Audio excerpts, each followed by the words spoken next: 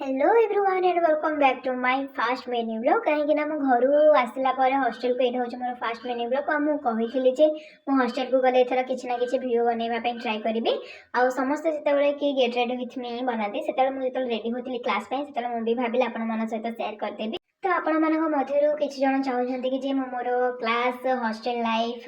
Brahmapur university किसी आपण सहित सेयार करे और से मत बहुत ही खुशी लगे। आ चलो आज मुझे बनाऊँ get ready with me video प्रथम तो लगे मॉइस्चराइजर देन सनस्क्रीन लगे मुझे पूरा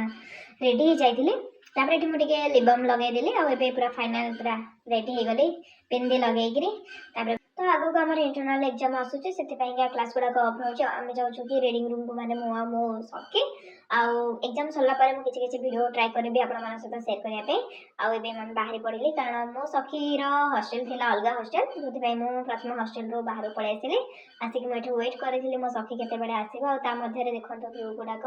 गछ गुड़ा के सुंदर लगुच लगुच केवल मुझे एका जाऊँगी रीडिंग रूम को कहीं आज गोटे भी पिला देखा जाऊ ना मध्य मो सखी पलि आसी आम दुई बाहरी पड़ू चुनचुनी पाख प्रथम देखो ये केमी से आमको देखिक खुशी हो जाऊँ पूरा हाथ सागे हाथ पूरा मिलई दूचे आम बाहरी पड़ू रेडिंग रूम कारण आम बहुत लेट हो जाता